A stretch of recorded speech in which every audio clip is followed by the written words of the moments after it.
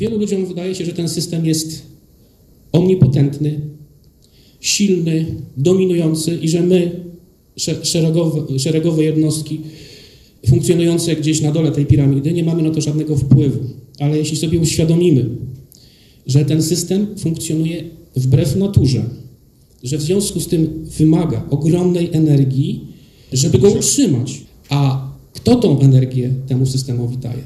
No my, dlatego że on się utrzymuje tylko dzięki temu, że my nie widzimy rzeczywistości, że właśnie nie podjęliśmy tej gry o tangram, o prawdę, że wierzymy w ten system i wierzymy w jego niemalże nieśmiertelność. Natomiast wystarczy go odciąć od źródła energii, bo on nie ma własnej energii, żeby jak domek z kart się rozpadł. Bardzo łatwo jest doprowadzić do takiej sytuacji, kiedy będziemy mieli naturalny ład i porządek. I więcej, ten naturalny ład i porządek będzie bardzo łatwo utrzymać, ale tylko wtedy, kiedy właśnie będziemy mieli ten klucz zrozumienia, jak ta rzeczywistość ma funkcjonować. Nie będziemy od dziecka wprowadzani edukacją w błąd, co do tego, jak ten świat powinien prawidłowo funkcjonować, właśnie zgodnie z prawami naturalnymi. Tutaj przed chwiląśmy rozmawiali właśnie na temat na przykład prawa. I podszedłeś do mnie i powiedziałeś, musimy porozmawiać o konstytucji. Nie, najpierw porozmawiajmy, czym jest prawo. Przecież to zostało na tym poziomie zachwiane właśnie.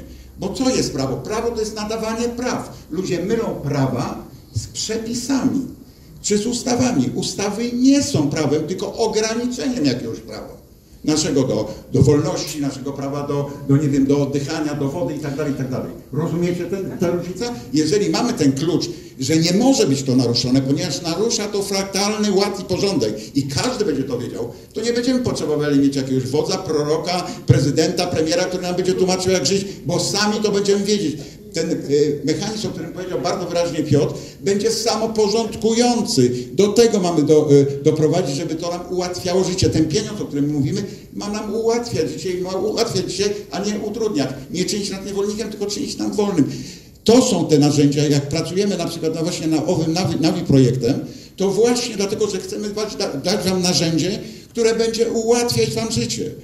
Upraszczać je do bólu, tak żebyście w to wy decydowali o tym, a nie musieli kogoś pytać, jak żyć. Z całym szacunkiem prezydenta, premiera, kościół i tak dalej, i tak dalej. Tutaj mamy całą wiedzę o świecie i o wszechświecie jest w nas. Musimy ją odkryć, zrozumieć ten naturalny, fraktalny porządek. Każda nasza komórka jest zbudowana fraktalnie. Wiecie, jaka nie jest zbudowana fraktalnie? Komórka rakowa. Komórka rakowa nie jest fraktalem, bo jest kulą właśnie i nie jest fraktalem.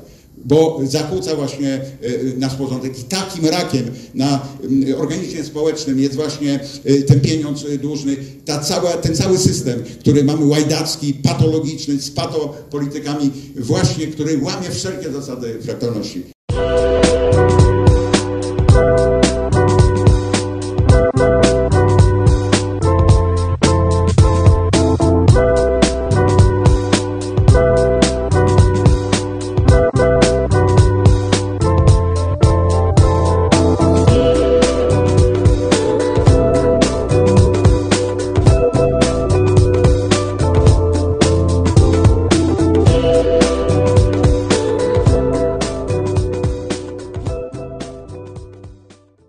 Szanowni Państwo, tangram, czyli gra o prawdę. Teraz taka prelekcja dwóch panów. Tangram to chińska, stara bardzo gra, która polega na układaniu kształtów z różnych klocków rozsuwanych na planszy. Wszyscy byliśmy dziećmi, a niektórzy nadal jeszcze zostali i to się chwali. Panowie, którzy nam, wychodząc od tangramu, przejdą do dużo głębszych i szerszych tematów, to Wojciech Dobrzyński, prezes Narodowego Instytutu Studiów Strategicznych, oraz Piotr Jankowski. Obaj panowie od 10 lat pracują nad zgłębieniem istoty pieniądza, a wychodząc od pieniądza, mogę, panie Wojciechu, powiedzieć to zdanie? Tak. Wychodząc od pieniądza doszli do duchowości i to jest fascynująca droga i na pewno częściowo stanie się dzisiaj naszym udziałem, także zapraszam panów. Ci z Państwa, którzy nas oglądają, nas znają, wiedzą, że prowadzimy kilka projektów. Taki zasadniczy projekt to jest wizja suwerennej Polski. Drugim niesłychanie istotnym projektem jest Nawi projekt jeden z autorów informatycznych siedzi tutaj na sali, Jacek Zadrąg. To jest narzędzie, które będzie pozwalać właśnie wprowadzić tą wizję suwerennej Polski, ale poszliśmy jeszcze więcej i tym się zajmuje właśnie Piotr, który jest głównym ekspertem w Narodowym Instytucie Studiów Strategicznych, od, że tak powiem, wyższego poziomu, od tego, jak będziemy rozumieli otaczającą nas rzeczywistość, jak się przygotować na to, co się za chwilę wydarzy. W kontekście tego, co tutaj żeśmy słyszeli, to diagnozy mamy de facto bardzo prawidłowe, jak ten świat źle funkcjonuje. Ale nie ma w środowiskach antysystemowych, i mówię to z pełną odpowiedzialnością, bo większość ich znam, nie ma odpowiedzi, co zrobić, kiedy ten system się zawali. W jaki sposób go zamienić, co jest jego największym problemem i jak on powinien prawidłowo funkcjonować według pewnego ładu i porządku. I tym właśnie zajął się Piotr. I bym powiedział najkrócej to, co powiedziała zresztą zapowiadając nas pani Agata, że zaczniemy od duchowej, intuicyjnej prawdy. Jak tą prawdę odszukiwać i dlaczego ten tangram będzie nam potrzebny do tego, albo ułatwiał nam będzie, żeby dochodzić do prawdy, przez fraktalny ład i porządek, który musimy wprowadzić w tym systemie, żeby on zaczął prawidłowo funkcjonować, aż do rzeczywistości materialnej. Tytuł prezentacji Tangram, czyli gra o prawdę. Dlaczego właśnie tangram ma nam pomóc odszukiwać prawdę? Dlatego, że tangram jest taką starożytną grą łamigłówką, która jest doskonałym wzorcem dla poznania dokonywanego przez umysł człowieka, ponieważ rzeczywistość, z jaką mamy do czynienia, jest rzeczywistością często iluzyjną i pozorną, a to, co ważne, istotne struktury i mechanizmy są głębiej i nie widać ich gołym okiem. Nie za bardzo możemy je odbierać zmysłami. Stąd tutaj mamy taką metaforę poszukiwania prawdy poprzez wchodzenie w głąb. Przejdźmy do następnego slajdu. Mógłbyś wytłumaczyć symbolikę tangramu? Co to tak naprawdę jest? Co to tak naprawdę jest właśnie owa symbolika? I wytłumacz metaforę pękniętego lustra, bo to też Państwu ułatwi, w jaki sposób do prawdy należy dochodzić. Tangram symbolizuje proces poznania, który można określić jako składanie sensu z fragmentów. Tutaj widzimy taki kwadrat złożony z 7 tak zwanych tanów. To są figury, które składają się na kwadrat. I właśnie za pomocą tych figur rozpoznajemy, odnajdujemy ukryty sens w postaci ukrytej struktury w figurach, które są ułożone, a nie znamy tej ukrytej struktury. Natomiast jeśli chodzi o lustro, lustro w ogóle jest powszechnie stosowaną metaforą w różnych kulturach świata, w literaturze na poznawanie prawdy, bo lustro ma nam pokazać to, co jest w nas, to, czego sami nie widzimy. Natomiast popękane lustro jest symbolem tej rzeczywistości, w której my funkcjonujemy, czyli rzeczywistości, gdzie jesteśmy zagubieni, gdzie nie zawsze albo rzadko potrafimy te tak zwane kropki łączyć. Natomiast jak złożymy te kawałki potłuczonego lustra, wracamy znowu do obrazu całości. No właśnie, bo prawda składa się, właśnie przy tangramie jest to bardzo dobrze widoczne. Chcemy to Państwu bardzo uświadomić. Jest 7 kawałków, z których można złożyć nieskończoną liczbę figur, które będą prawdziwe. Piotrze, powiedz teraz o metafizyce 7 tanów. Tangram, znany też na wschodzie jako chińska układanka mędrca, w swojej pozornej prostocie zawiera wzór całego świata. Z jednego kwadratu, symbolu całości kosmicznego ładu, wyłania się 7 figur. To 7 nie jest przypadkowe. Każda z nich niesie własną archetypiczną funkcję, a wszystkie razem tworzą alfabet istnienia. Na początku mamy 2 duże trójkąty. Obrazują one fundamentalną dwoistość, yin i yang, dzień i noc, męskie, żeńskie, aktywne i pasywne. Są jak 2 skrzydła, które rozciągają przestrzeń pomiędzy biegunami. Następnie jeden średni trójkąt. Wprowadza on trzeci element, czyli równowagę. To echo taoistycznego trzeciego, który nie niweluje różnicy, lecz pozwala jej współbrzmieć. W strukturze fraktalnej to właśnie trzeci punkt nadaje kształt i rytm, sprawiając, że linia zamienia się w figurę. Następnie mamy dwa małe trójkąty. Są one odbiciem większych w pomniejszonej skali. To znak fraktalności wpisanej w samo tworzywo tangramu.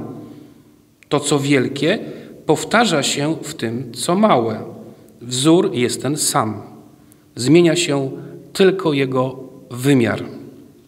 Następnie mamy kwadrat. To symbol stabilności ziemi i podstawy. To struktura, granica, materialny porządek, który trzyma całość w ryzach.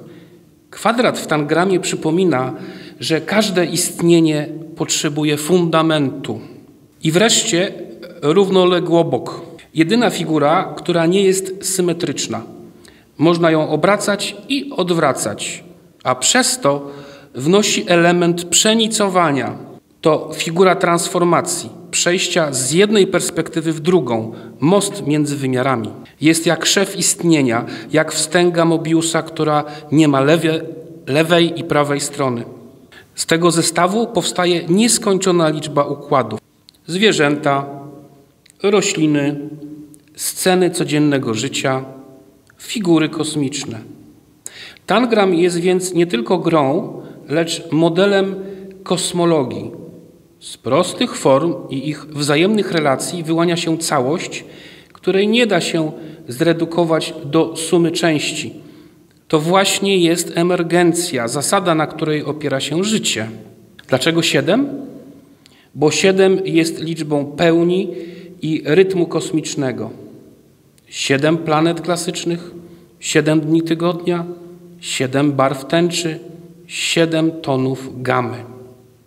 W tangramie 7 staje się geometrycznym kluczem, nie abstrakcyjną liczbą, ale żywą strukturą, która pozwala człowiekowi odtwarzać fraktalny rytm wszechświata w geometrii zabawy.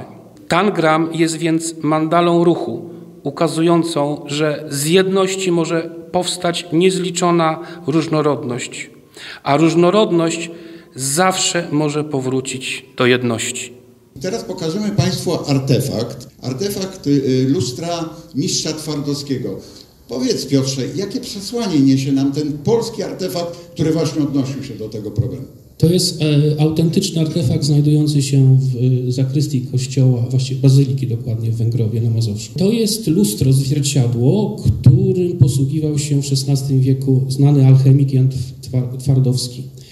Ono symbolizuje właśnie wejście w głęboką rzeczywistość, w przeszłość, w teraźniejszość, w przyszłość, jak również w inne wymiary. I z tym lustrem wiążą się dwie bardzo ciekawe legendy, które też rzucają trochę inne światło na to popękane lustro czy pęknięcia w lustrze. Pierwsza wiąże się z Zygmuntem Augustem, ostatnim królem z dynastii Jagiellonów. Otóż na jego prośbę Jan Twardowski wywołał ducha za pomocą tego lustra.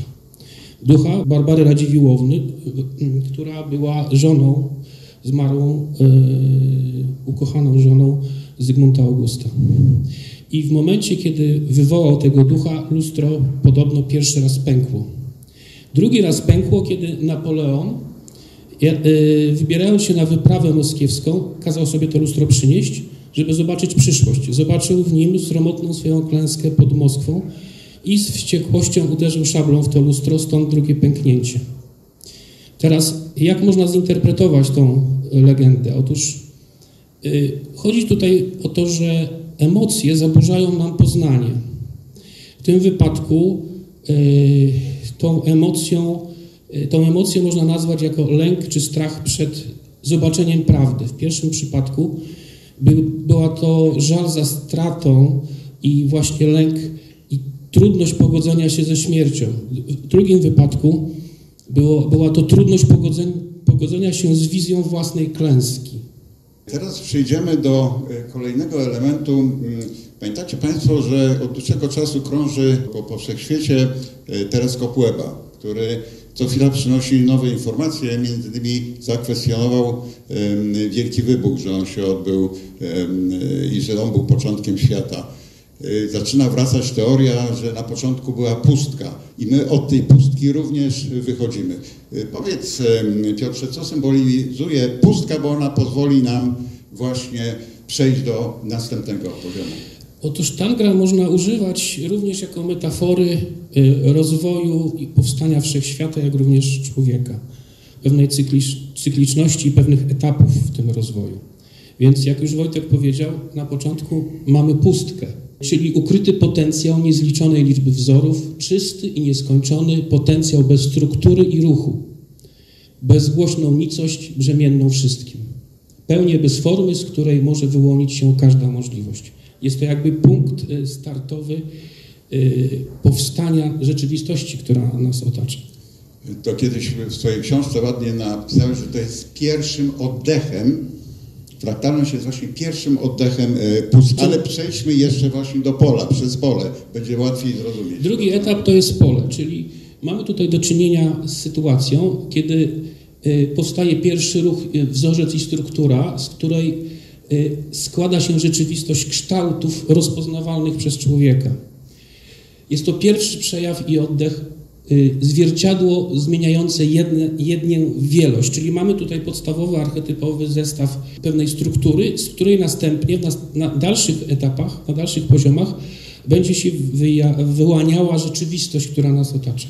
Tak, ale ona najpierw będzie chaosem, tak. Prawda? Więc definiuj, jak my rozumiemy chaos. Przede wszystkim to jest kolejny etap, bo mamy tu do czynienia z jakby rozbiciem tych figur, które są ułożone w sposób nieuporządkowany, tak jak byśmy rozbili lustro na kilka części.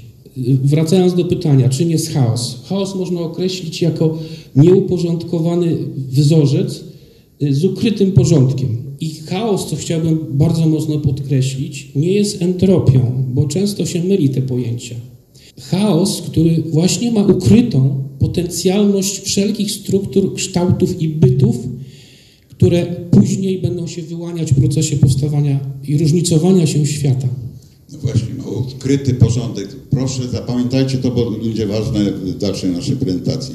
W takim razie, jak odkrywamy wewnętrzną strukturę rzeczywistości? Dzięki właśnie temu. No i właśnie tu wracamy do tangramu. Tu mamy dwa przykłady, dwóch figur. Jedna to jest świeca, druga to jest człowiek. I na obrazkach z prawej strony mamy właśnie pokazaną tą ukrytą strukturę. Czyli tych 7 tanów ułożonych w taki uporządkowany sposób, że tworzą dany obrazek. Prawdziwe Tao nie jest tym Tao, które można nazwać. To zdanie też pokazuje trudność w procesie poznania, który jest zakłócony nie tylko przez emocje, ale również przez systemy pojęciowe, językowe, kalki i wzorce, które mamy przez kulturę wpojone w nas. Piotrze, a teraz Cię poproszę, żebyś powiedział o ego jako klatce świadomości. Największym hamulcem na drodze do prawdy nie jest brak wiedzy ani niedoskonałość narzędzi poznania. Jest nim coś znacznie subtelniejszego. Przywiązanie do ego, czyli fałszywej tożsamości. Ego tworzy narrację ja, która wydaje się być centrum istnienia, lecz w rzeczywistości jest jedynie cieniem, zakrzywieniem pola świadomości skupionym na sobie.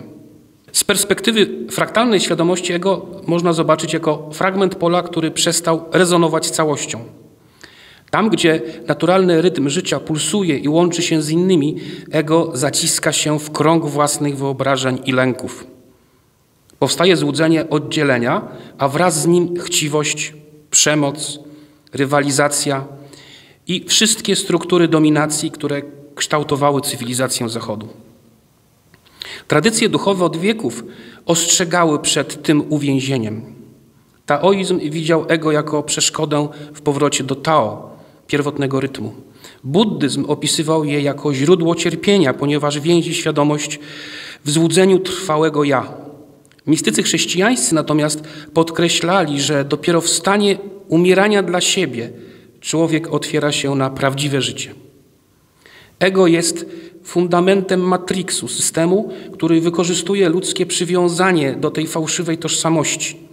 Religie i władze przez stulecia wzmacniały to więzienie, głosząc: to twoje ja, musisz je bronić, musisz je karmić nagrodami i karami. W ten sposób ludzie stali się zakładnikami własnych masek. Fraktalna świadomość pokazuje jednak inną drogę. Prawdziwe ja nie jest ego, lecz obecnością, przezroczystym istnieniem zestrojonym z całością pola. Ego może pozostać narzędziem, jak soczewka, która skupia uwagę, ale nie powinno być fundamentem. Gdy człowiek puszcza przywiązanie do fałszywej tożsamości, otwiera się na prawdę jako na sieć wzajemnych powiązań. I teraz, jak mówiłem o procesie poznania, no to właśnie ta gra symbolizuje pewien proces, który zachodzi w ludzkim umyśle, który wymaga wysiłku. Jest też tajemniczy, ponieważ jest takim właśnie tajemniczym, analityczno-intuicyjnym procesem, opartym też o myślenie analogiczne, który pozwala nam, ludziom, dostrzec tą ukrytą rzeczywistość. No właśnie, po tej intelektualnej grze przejdźmy do zdefiniowania prawdy. Przede wszystkim trzeba powiedzieć, że prawda przychodzi w ciszy i pokorze, dlatego tak trudno ją opisać. Prawda jest jak światło przechodzące przez witraż. Barwa się zmienia, ale promień jest ten sam. Nie da się jej posiąść, można tylko współbrzmieć, a najczystszej formy rozpoznaje nie intelekt, lecz świadomość zestrojona ze światem, żywa i czuła. Przechodzimy do fraktalnego ładu i porządku, bo on będzie tym kluczem, który nam pozwoli, po pierwsze, zrozumieć rzeczywistość, jak ona powinna prawidłowo funkcjonować, i dalej utrzymywać ją w tym ładzie i porządku. Jak polskie słowo władza pochodzi od utrzymania czegoś w ładzie i porządku, a nie zarządzaniu tym. Przejdźmy w takim razie do Trójkąta Sierpińskiego, ale również opowiedzmy chwilę o samym Sierpińskim, ponieważ Polacy mają niesłychane osiągnięcia właśnie w rozszyfrowywaniu tego, jak naprawdę świat funkcjonuje. Sierpiński był polskim matematykiem, który stworzył w matematyce, właściwie w geometrii, pierwszy fraktal, aczkolwiek on się jeszcze wtedy nie nazywał, bo to pojęcie stworzył Mandelbrot, później nieco. Natomiast ciekawą historią z jego życia jest to, że był szefem komórki kryptograficznej w Wojsku Polskim w czasie wojny polsko-bolszewickiej i rozszyfrowywał depesze zaszyfrowane bolszewickie. Dzięki niemu między innymi wygraliśmy to starcie z tą entropią barbarzyńską w postaci bolszewizmu, która szła ze wschodu.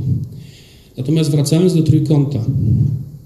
Pierwszy obrazek pokazuje nam trójkąt pusty, w którym pojawia się losowo postawiona kropka w dowolnym miejscu.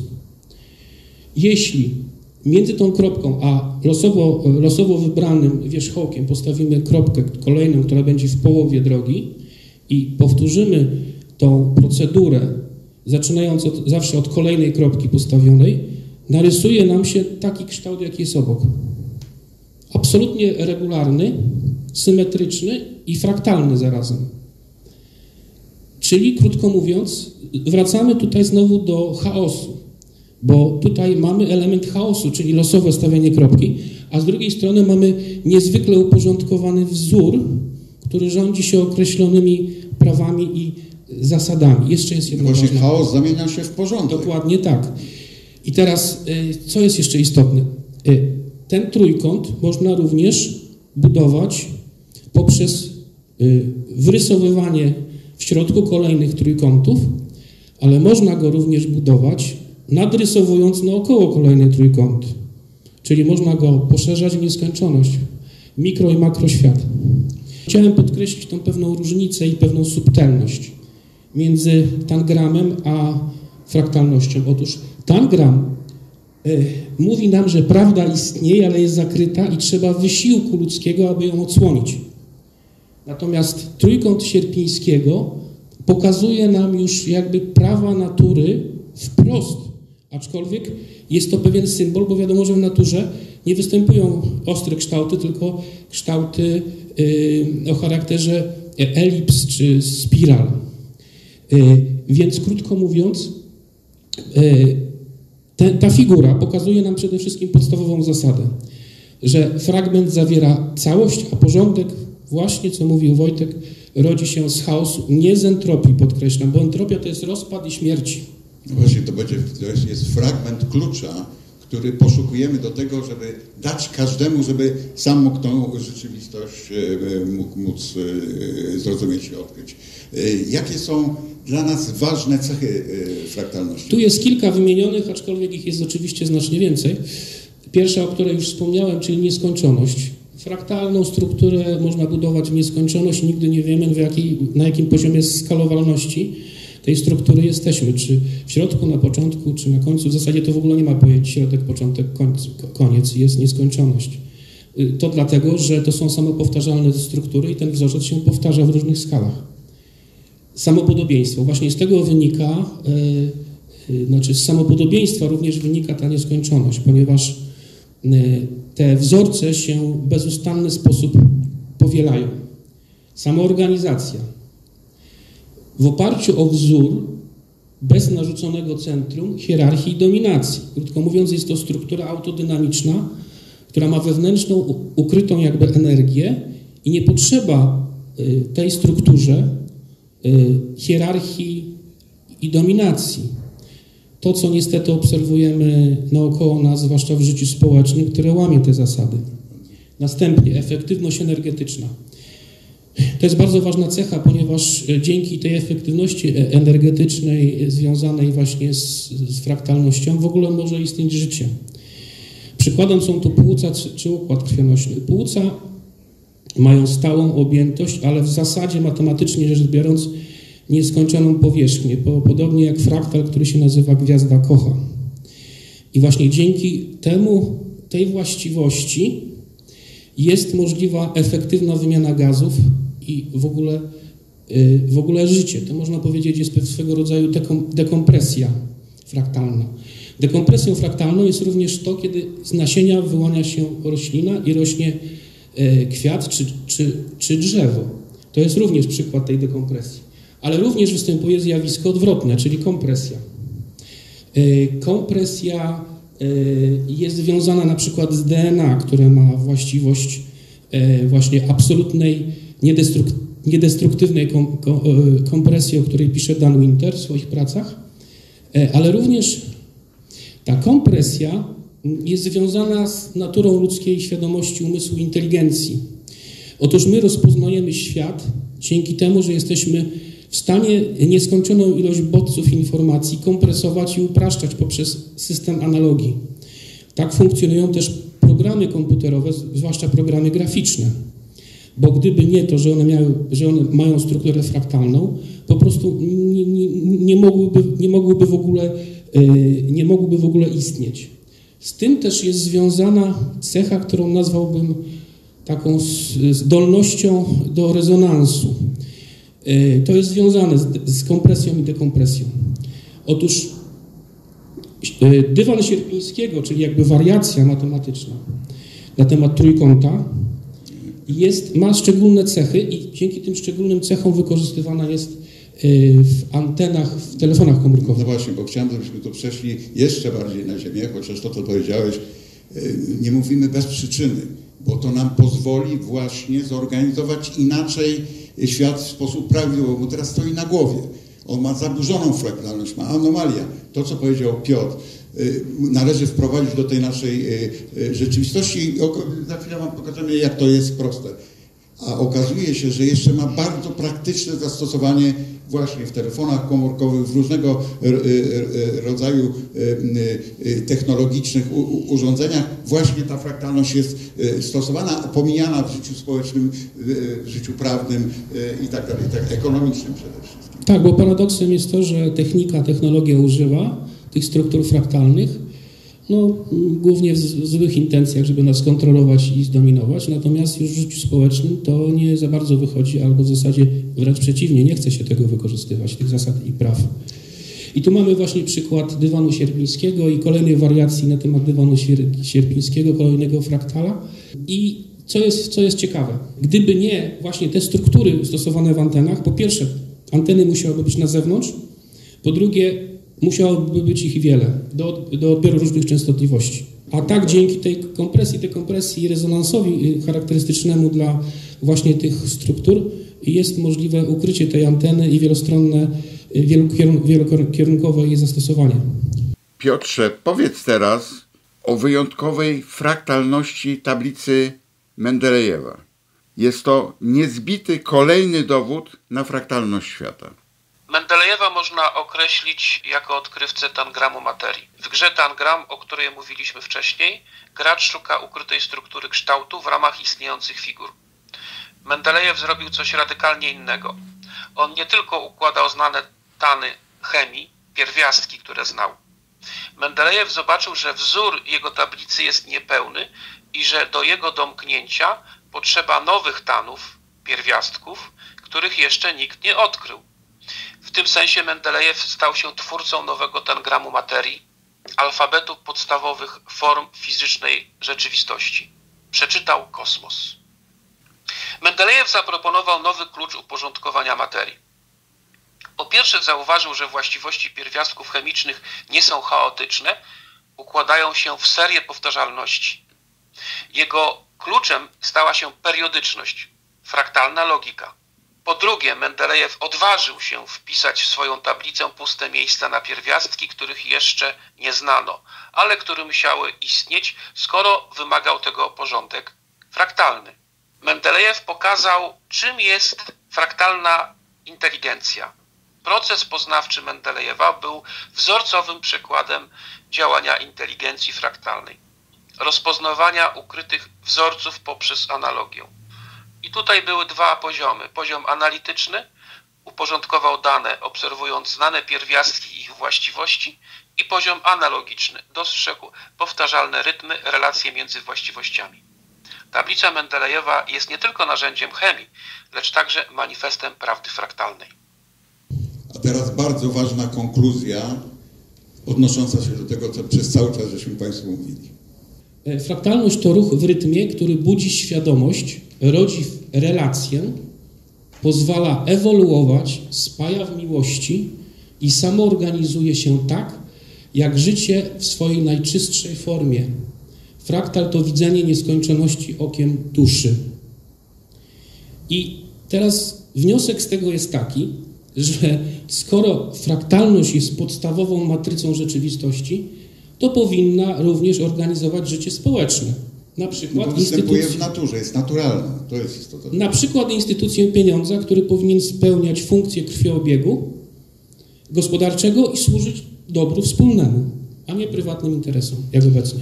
No właśnie, to teraz Wam pokażemy, jak ten pieniądz powinien prawidłowo funkcjonować. Mieliśmy tutaj wykłady na temat, że tylko jest pieniądz dłużny, że tylko tak można światem zarządzać. Nie, to jest inna cywilizacja. W cywilizacji, w którym rządzi pieniądz i wojną się rozstrzyga konflikty społeczne, to jest cywilizacja żydowsko-turańska. Wracamy do prawdziwej cywilizacji, która jest właśnie oparta na pieniądzu fraktalnym i na rozstrzyganie sporów przez właśnie porozumiewanie się. I na dobru wspólnym, dlatego że tak naprawdę pieniądz fraktalny wynika z idei dobra wspólnego, a ta z kolei wynika ze struktur fraktalnych, z natury fraktalnej świata. Właśnie przenosimy to na język praktycznego działania, na ten pieniądz, który jest takim bardzo ważnym. Proszę Cię, zdefiniuj. I teraz prosta i krótka definicja. Fraktalny pieniądz to system tworzenia i dystrybucji pieniądza, który odzwierciedla naturalne, występujące w przyrodzie zasady współpracy, współtworzenia, równowagi i harmonii. Fraktalny pieniądz to nie tylko instrument ekonomiczny, lecz rytuał życia społecznego. Sposób, w jaki energia pola społecznego materializuje się w gospodarce, przepływach i wymianie. Jego celem jest równowaga i samoodtwarzanie się całości na każdym poziomie. Piotrze, opisz proszę teraz 4 cechy pieniądza fraktalnego. Pieniądz fraktalny powstaje ex nihilo jako wola suwerennej wspólnoty pojętej jako organizm, nie jako mechanizm. Pieniądz ma służyć dobru wspólnemu, a nie prywatnym instytucjom finansowym, które uspołeczniają koszty i prywatyzują zyski. 2. Jest tworzony i krąży zgodnie z zasadą samopodobieństwa i samoorganizacji. w każdym wymiarze gospodarczym, od jednostki przez rodzinę, wspólnotę lokalną po państwo. 3. Stale powraca do obiegu, jest go tyle, ile w danym momencie potrzeba, jak krwi w zdrowym organizmie człowieka. Balansuje między inflacją a deflacją, jego ruch nie jest sztucznie blokowany. I 4. Łączy poziom materialny i informacyjny. Jest zarazem nośnikiem wartości ekonomicznych, jak i twórczych, nie antagonizujących relacji społecznych. Proszę Państwa, ja bym chciał, żeby Piotr pokazał metaforę pieniądza na podstawie drzewa, ale jedną rzecz chciałbym powiedzieć. Mówiliśmy tutaj, że nie ma hierarchii. Fraktalność nie ma hierarchii. No w lesie nie ma hierarchii. Las jest świetnie zorganizowanym organizmem. Wszystko ma świetnie zorganizowane, ale tam nie ma ani premiera, nie ma prezydenta, nie ma rządu, nie ma parlamentu. Nie ma, bo on się samoreguluje. Kiedyś o lesie opowiemy, jak on ze sobą znakomicie funkcjonuje. Ale teraz pokażemy przykład takiej metafory pieniądza fraktalnego. Piotrze. Opracowując tą prezentację, przyszło mi do głowy, że drzewo będzie właśnie bardzo dobrym przykładem, symbolem, jak powinien być zorganizowany pieniądz. Pieniądz fraktalny jest jak drzewo, jego korzenie to suwerenna emisja, pień to budżet publiczny, stabilny kanał zasilania wspólnoty, gałęzie to lokalne wspólnoty, instytucje i rodziny, a liście na koniec to obywatele. Każdy otrzymuje swoją część i oddaje jak tlen z powrotem do społecznego ekosystemu. Tak jak drzewo żyje tylko wtedy, gdy krążenie soków odbywa się w sposób ciągły, tak samo pieniądz fraktalny istnieje tylko wtedy, gdy krąży i powraca. Nie zatrzymuje się i nie jest wysysany przez rynki finansowe. Piotrze, w takim razie skonfrontujmy, żeby to Państwo zobaczyli na przykładzie, skonfrontujmy ten pieniądz nasz fraktalny z obecnie istniejącym pieniądzem dłużnym. Zamiast źródła pasożyt. Fraktalny pieniądz rodzi się jak źródło, powiększając obieg i karmi całość. Pieniądz dłużny powstaje tylko jako zobowiązanie. Jest pasożytem, który może istnieć wyłącznie kosztem przyszłej pracy i odsetek. Źródło kreacji? Pieniądz dłużny powstaje tylko wtedy, gdy ktoś zaciąga kredyt, czyli zawsze jako zobowiązanie. Pieniądz fraktalny powstaje ex nihilo jako wspólne dobro bez obciążenia długiem. Pieniądz dłużny jest zawsze formą kradzieży pracy i czasu członków wspólnoty. Zamiast cyrkulacji, akumulacja i blokada. Fraktalny pieniądz krąży, pulsuje i powraca jak krew w organizmie. Pieniądz dłużny spływa ku centrum, do banków, instytucji finansowych i właścicieli kapitału, gdzie się zatrzymuje, tworząc martwe zasoby i blokując obieg. Cel emisji. Pieniądz dłużny powstaje w interesie banków prywatnych, które czerpią z niego zysk. Pieniądz fraktalny powstaje w interesie wspólnoty, aby umożliwiać płynny i sprawiedliwy obieg dóbr. Zamiast równowagi wymuszony wzrost. Wykładniczy. Fraktalny pieniądz rośnie i maleje w rytmie życia społecznego, dostosowując się do potrzeb wspólnoty i jej wzrostu. Pieniądz dłużny wymusza permanentny wzrost PKB, bo tylko w ten sposób można obsłużyć nieskończoną spiralę odsetek. To anomalia wobec przyrody, którą charakteryzuje cykliczność, a nie zabójcza ekspansja. Charakter przepływu. Pieniądz dłużny jest liniowy i hierarchiczny. Płynie w górę, kumulując się w rękach wąskiej elity. Pieniądz fraktalny jest rozproszony, cykliczny, wspiera samoodnawialny obieg w całej gospodarce, bogacąc wszystkich. Zamiast wspólnoty dominacja prywatna. Fraktalny pieniądz jest aktem suwerennej wspólnoty i powraca do ludzi. Pieniądz dłużny jest wynikiem prywatnego monopolu emisji, narzędziem władzy banków, które uzurpują sobie prawo kreacji z niczego, obciążając zarazem kosztami odsetkowymi całe społeczeństwo. Efekt społeczny? Pieniądz dłużny prowadzi do koncentracji kapitału i monopoli, natomiast pieniądz fraktalny sprzyja różnorodności, innowacyjności i równowadze. Zamiast życia entropia i destrukcja. Fraktalny pieniądz jest zgodny z rytmem życia. Odnowa, przepływ, równowaga. Pieniądz dłużny jest strukturalnie entropijny. prowadzi do koncentracji bogactwa, wyjałowienia wspólnot i destrukcji środowiska, ponieważ zmusza do rabunkowej eksploatacji zasobów celem spłaty długu i odsetek. Energia życia, pieniądz dłużny działa jak pasożyt, wysysa energię z realnej gospodarki. Pieniądz fraktalny działa jak symbiotyczny organizm, podtrzymuje życie i rozwój wspólnoty. Zamiast wolności niewolnictwo finansowe. No właśnie, bo w przypadku pieniądza dłużnego mamy do czynienia z długiem nie do spłaty. System pieniądza bankowego tworzy permanentnie rosnący dług, którego nie da się spłacić, ponieważ odsetki nie są kreowane wraz z kapitałem. To prowadzi do masowego wywłaszczania, zaniku klasy średniej, rozpadu rodzin, kradzieży czasu i pracy, destrukcji państw i narodów, a w konsekwencji do niepokojów społecznych, rewolucji i wojen. Pieniądz dłużny jest anomalią wobec prawa natury i dobra wspólnego. Zamiast fraktalnej harmonii tworzy sztuczną, martwą strukturę, która zjada pierw realną gospodarkę tworzoną przez ludzką pracę, a później nawet może zjeść samą siebie. Proszę Państwa, a teraz najważniejsza konkluzja z naszej prezentacji. Przejście od pieniądza dłużnego do suwerennego, czyli fraktalnego, nie jest tylko reformą techniczną, lecz jest zmianą cywilizacyjną, koniecznością, ratunkiem przed systemowym rozpadem. I tutaj jeszcze jedna ważna uwaga. Wielu ludziom wydaje się, że ten system jest omnipotentny, silny, dominujący i że my, szeregowe jednostki funkcjonujące gdzieś na dole tej piramidy, nie mamy na to żadnego wpływu. Ale jeśli sobie uświadomimy, że ten system funkcjonuje wbrew naturze, że w związku z tym wymaga ogromnej energii, żeby go utrzymać.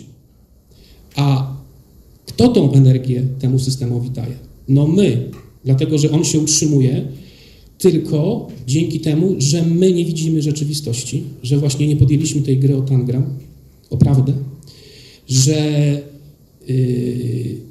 wierzymy w ten system i wierzymy w jego niemalże nieśmiertelność. Natomiast wystarczy go odciąć od źródła energii, bo on nie ma własnej energii, żeby jak domek z kart się rozpadł. Bardzo łatwo jest doprowadzić do takiej sytuacji, kiedy będziemy mieli naturalny ład i porządek. I więcej, ten naturalny ład i porządek będzie bardzo łatwo utrzymać, ale tylko wtedy, kiedy właśnie będziemy mieli ten klucz zrozumienia, jak ta rzeczywistość ma funkcjonować. Nie będziemy od dziecka wprowadzani edukacją w błąd, co do tego, jak ten świat powinien prawidłowo funkcjonować, właśnie zgodnie z prawami naturalnymi. Tutaj przed chwiląśmy rozmawiali właśnie na temat na przykład prawa. I podszedłeś do mnie i powiedziałeś, musimy porozmawiać o konstytucji. Nie, najpierw porozmawiajmy, czym jest prawo. Przecież to zostało na tym poziomie zachwiane właśnie. Bo co jest prawo? Prawo to jest nadawanie praw. Ludzie mylą prawa z przepisami czy z ustawami. Ustawy nie są prawem, tylko ograniczeniem jakiegoś prawa. Naszego do wolności, naszego prawa do oddychania, do wody i tak dalej, i tak dalej. Rozumiecie tę różnicę? Jeżeli mamy ten klucz, że nie może być to naruszone, ponieważ narusza to fraktalny ład i porządek i każdy będzie to wiedział, to nie będziemy potrzebowali mieć jakiegoś wodza, proroka, prezydenta, premiera, który nam będzie tłumaczył, jak żyć, bo sami to będziemy wiedzieć. Ten mechanizm, o którym powiedział bardzo wyraźnie Piotr, będzie samoporządkujący. Do tego mamy doprowadzić, żeby to nam ułatwiało życie. Ten pieniądz, o którym mówimy, ma nam ułatwiać życie, a nie utrudniać. Nie czynić nas niewolnikiem, tylko czynić nam wolnym. To są te narzędzia, jak pracujemy na przykład właśnie na owym Nawi projektem, to właśnie dlatego, że chcemy dać wam narzędzie, które będzie ułatwiać wam życie. Upraszczać je do bólu, tak żebyście wy decydowali o tym, a nie musieli kogoś pytać, jak żyć. Z całym szacunkiem prezydenta, premiera, kościół i tak dalej, i tak dalej. Tutaj mamy całą wiedzę o świecie i o wszechświecie jest w nas. Musimy ją odkryć, zrozumieć ten naturalny, fraktalny porządek. Każda nasza komórka jest zbudowana fraktalnie. Wiecie, jaka nie jest zbudowana fraktalnie? Komórka rakowa. Komórka rakowa nie jest fraktalem, bo jest kulą właśnie i nie jest fraktalem. bo zakłóca właśnie nasz porządek. I takim rakiem na organizmie społecznym jest właśnie ten pieniądz dłużny, ten cały system, który mamy łajdacki, patologiczny, z patopolitykami właśnie, który łamie wszelkie zasady fraktalności. To tyle ode mnie, Piotrze. Ja jeszcze chciałem na koniec zachęcić do lektury pierwszego rozdziału mojej książki. Na stronie nis.org.pl można ją przeczytać. Tam jest też glosariusz podstawowych pojęć. Ten pierwszy rozdział dotyczy fraktalności jako podstawowej matrycy rzeczywistości. Natomiast w tej chwili kończę pisać rozdział o prawdzie. Myślę, że w ciągu 2-3 tygodni się ukaże rozdział o prawdzie, po czym będą kolejne rozdziały, między innymi w pewnym momencie przejdę do życia społecznego i będzie rozdział o dobru wspólnym, bardzo szczegółowy i bardzo precyzyjnych definicjach dobra wspólnego, jak je przełożyć na rzeczywistość również polityczną. I oczywiście będzie rozdział o pieniądzu, włącznie z bardzo konkretnymi propozycjami prawnymi, jak ten problem powinien być prawnie rozwiązany. Znam te rozwiązania, ono się mieści na półstronie kartki. Na półstronie kartki, a nasz ekonomiczny akt konstytucyjny zajmuje 1 stronę. Nie potrzeba więcej, a zmieni to w sposób diametralny cały system. Te 2 zapisy.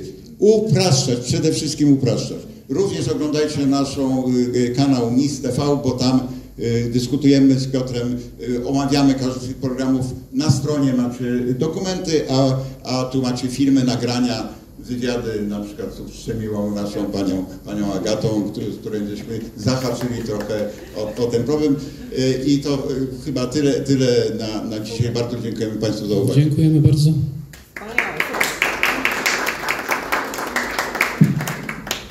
Przebudź się, oto nowy dzień.